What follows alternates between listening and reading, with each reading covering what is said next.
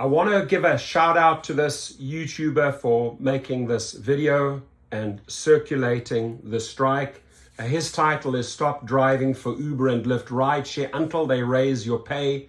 Gas prices are too high. He's on the money. That is also part of the reason we are striking on March the 17th. I'm going to play you his video, and please support your fellow YouTubers. Give him a subscription. Subscribe to his channel, like his videos. If we work together as a syndicate, we become powerful. Here's his video. First off, I want to just let everyone know that on St. Patrick's Day, there is a nationwide strike for Uber and Lyft drivers if you're interested in doing it. I know a lot of people are desperate and they need money and everything, but True. The nationwide strike would show a little solidarity with the drivers, showing that we as drivers are not going to take the shit that Uber and Lyft and all of these companies that are taking advantage of us and screwing us over big time. Thank you for folks. speaking the truth. You see what it says here? You're insane if you drive for Uber. Absolutely true. And I'm going to just say this. I guess I was insane when I went out this morning to try to drive for Uber. So, long story short, folks, for about 3 or 4 weeks, I have not been driving for Uber because I was a platinum driver, which means there's these tiers, these rungs that you have to like go up in order to get gold and then get platinum and then diamond, right? So you can see trip information, right? It's unbelievable because all the other stuff doesn't mean anything. Roadside assistance and all that. Most of us all have AAA anyways. We don't need that. We don't need their college tuition because college is a waste of time anyways. You can't. It's just terrible. Even the free college is a joke. So any of the benefits that they have sucks. It just sucks. Okay, number one. And number two, Uber and these rideshare companies have not been bringing their prices up at all. The gas prices are insane, folks. Where I live on the East Coast, okay, I live between Connecticut and Rhode Island, and so the gas prices are close to $4 a gallon now. It's insane. And in some areas, they are over $4. Out in California and the West, I feel bad for those people. They're paying $5, $6, $7 a gallon, probably even higher. It's going to get worse, folks. If you're new to rideshare driving, or you're thinking about becoming a driver for Uber or Lyft, think again, folks. Most of us are now shutting our apps off and not even using them because it's not even worth it. And Dara Khosrowshahi, the CEO, the scumbag CEO of that company, they came out and said, oh, they're going to be raising in 24 cities. They're going to be raising up the fares and all this in a test market. They should be raising them up all over the world because drivers all over the world are being affected, not just in certain areas. But I could sit here all day and tell you a bunch of stuff horrible about Uber and Lyft, but I want to just focus on the day at hand or the things that are going on.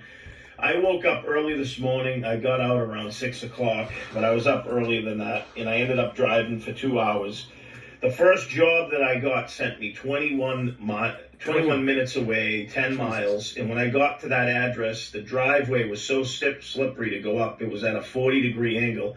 You never know where you're going to go or what type of a job it's going to be. And I'm a blue now because they've dropped me from platinum. I spent 3 months, folks, trying to get to platinum, and I finally did. And then, see, what's the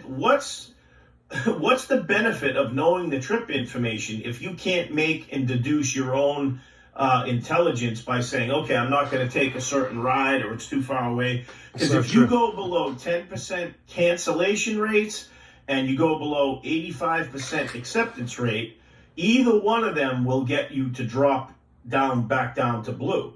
So all it takes is about 6, 7, or 8 of those declines to drop you down, or even 10 of them, and then that's the end of it, and you're back into the blue zone. So true.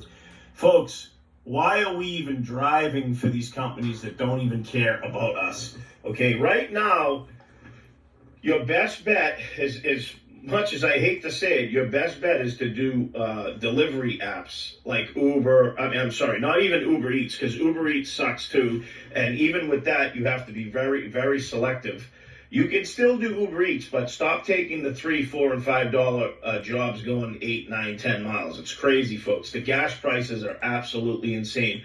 And you can control where you go within a certain area, because you may say, okay, I'm not going to take more than 6 or 7 mile jobs, right? And you can do that. You could work for DoorDash and do that. But the only problem is you got to stay out a whole lot longer hours, because, I mean, and then if you are, don't take these like $7 going 10 miles, or even $10 for 10 miles, because now you got to drive back 10 miles. That's 20 miles. So what did you make? You made basically $5 on a trip like that. So if you're making like, say, $6 for 1.2 miles or even 2 miles, it's not great, but it's 3 times the amount of money, because 2 miles is $2, right? Then you're making another 2, and then you're making another 2. So those are decent orders.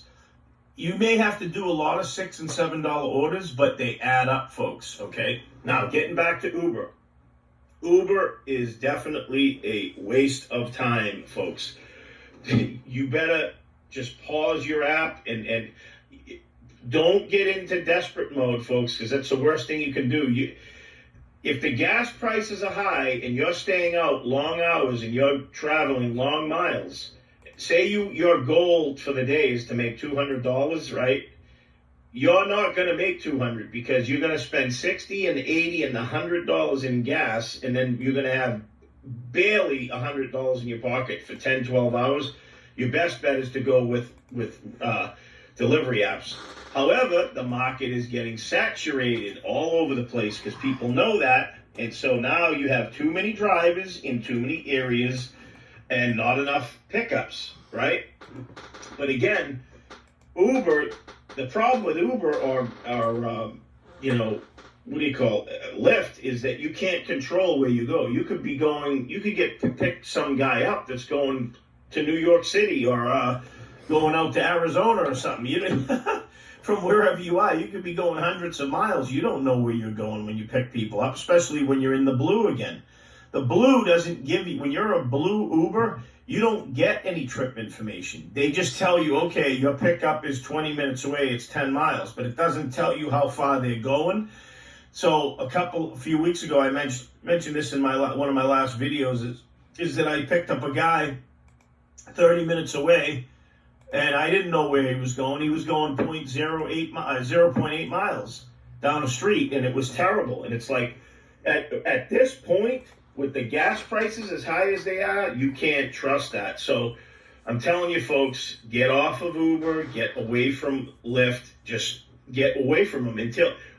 Drivers need to send a clear message to Uber and to Lyft that we are not going to accept the offers and the money that they are giving us now. We're just not going to do it. They need to step up here and raise the prices of all their fares by at least half to double. In other words, if there's a fare that's a $10 fare, that right now in this present time, they need to at least bring it up to $15 or $16 or even $20 for that same fare. Because guess what, folks? In the 1990s, when I drove a taxi, you were getting $30 for a fare that you'd be getting $10 for now, okay? I mean, it's insane the prices that they're paying, especially with the gas prices.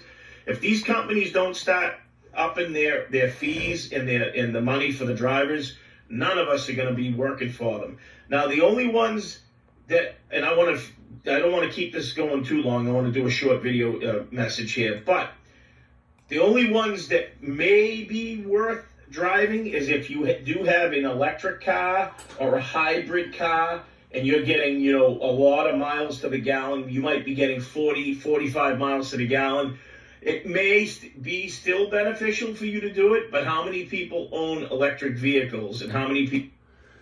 So yeah, on the electric vehicle, I just want to add on for the full video. There's another 3 or 4 minutes. I'm going to put the link. You can watch the whole one.